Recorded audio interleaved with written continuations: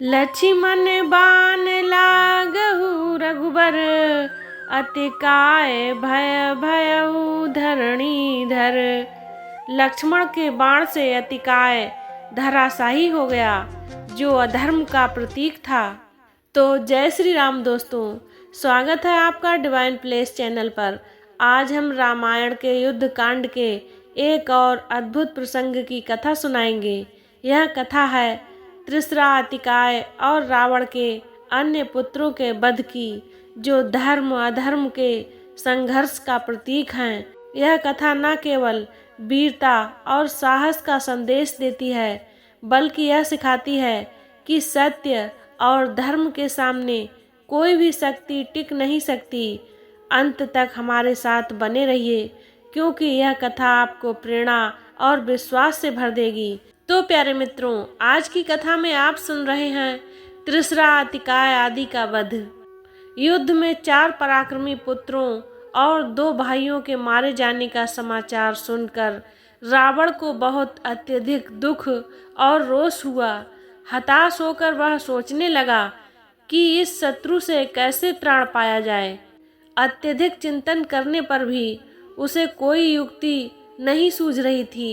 अंत में उसने मेघनाद को बुलाकर कहा, हे पुत्र, शत्रुओं ने अपनी सेना के सभी श्रेष्ठ योद्धाओं को एक एक करके मार डाला है। अब मुझे लंका में ऐसा कोई महावीर दिखाई नहीं देता जो राम लक्ष्मण सहित वानर सेना का विनाश कर सके। अतः मेरी आशा तुम्हारे ऊपर ही टिकी हुई है। इसीलिए अब तुम ही रणभूमि में जाकर दुर्दमनीय शत्रुओं का नाश करके लंका की रक्षा करो। तुमने महापराक्रमी इंद्र को भी परास्त किया है तथा तुम सब प्रकार से युद्ध कला में प्रवीण हो, इसीलिए तुम ही उनका विनाश कर सकते हो। पिता की आज्ञा के अनुसार मेघनाद दिव्य रथ में आरूढ़ हो विशाल राक्षसी सेना के साथ युद्ध भूमि की ओर चला।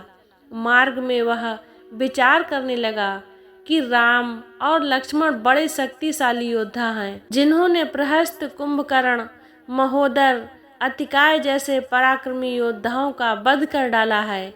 यदि किसी प्रकार इनका मनोबल टूट जाए तो इन सब पर विजय प्राप्त करना सरल हो जाएगा। इस प्रकार विचार करते हुए उसके मस्तिष्क में एक युक्ति आई। उसने अपनी माया के बल से सीता की आकृति का निर्माण किया और उसे रथ में रख लिया। इसके पश्चात वह सिंह गर्जना करता हुआ वानर सेना के सम्मुख जा पहुंचा।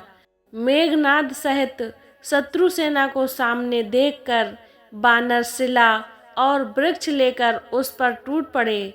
हनुमान भी एक भारी शिला उखाड़कर मेघनाद पर झपटे, परंतु रथ में दीन मलिन दुर्बल सीता को देखकर ठिठक गए। फिर उन्होंने सीता को बचाकर मेघनाद पर वार करना आरंभ कर दिया। हनुमान को लगातार अपने ऊपर वार करते देखकर वह एक हाथ से तलवार खींचकर दूसरे हाथ से माया निर्मित सीता के केस पकड़कर उसे झकझोरने लगा। सीता की यह दुर्दशा देखकर क्रोध और संताप से विदीर्ण हुए पवन पुत्र बोले, अरे नीच, ब्राह्मण की संतान होते हुए भी तुझे स्त्री पर हाथ उठाते लज्जा नहीं आती? धिक्कार है तेरी बुद्धि और बल पर। एक अबला को मारकर अपनी वीरता को कलंकित करते हुए तुझे संकोच नहीं होता? रे दुष्ट, तू जानकी की हत्या करके कभी जीवित नहीं बच सकेगा। इतना कहकर हनुमान और वानर सेना पत्थर बरसाते हुए उसे मारने के लिए दौड़े, किंतु मेघनाद और उसके सैनिकों ने उन्हें रथ तक नहीं पहुंचने दिया। उनके सारे प्रयत्नों को निष्फल कर दिया। तब घोर गर्जना करता हुआ मेघनाद बोला, हनुमान, स्त्री पर हाथ डालना यद्यपि धर्म के विरुद्ध है, किंतु शत्रु को प्रत्येक प्रकार से पीड़ा पहुंचाना नीति के विरुद्ध नहीं है। इसीलिए तेरे सामने ही मैं सीता का वध करूंगा। सीता ही सारे दुखों की जड़ है।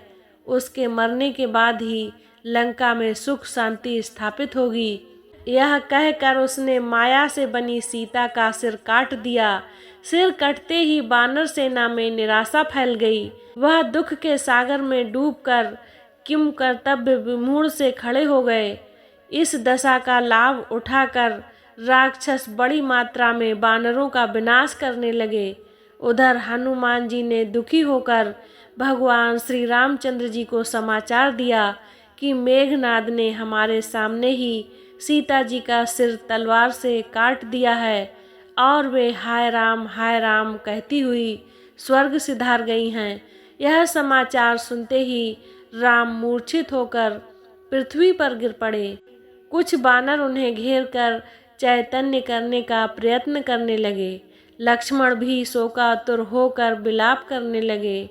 साथ ही वे अपने बड़े भाई को होश में लाने की चेष्टा भी करते जाते थे। जब विभीषण ने यह संवाद सुना तो उसने आकर बड़ी कठिनाई से श्री रामचंद्र जी को सचेत किया और समझाते हुए कहा, हे रघुनंदन, हनुमान ने जो कुछ आपसे कहा है वह सत्य नहीं है। सीता का वध किसी भी दशा में संभव नहीं है।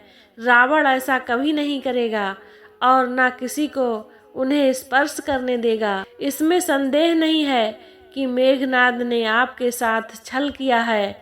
इस समय वह रणभूमि में भी नहीं है।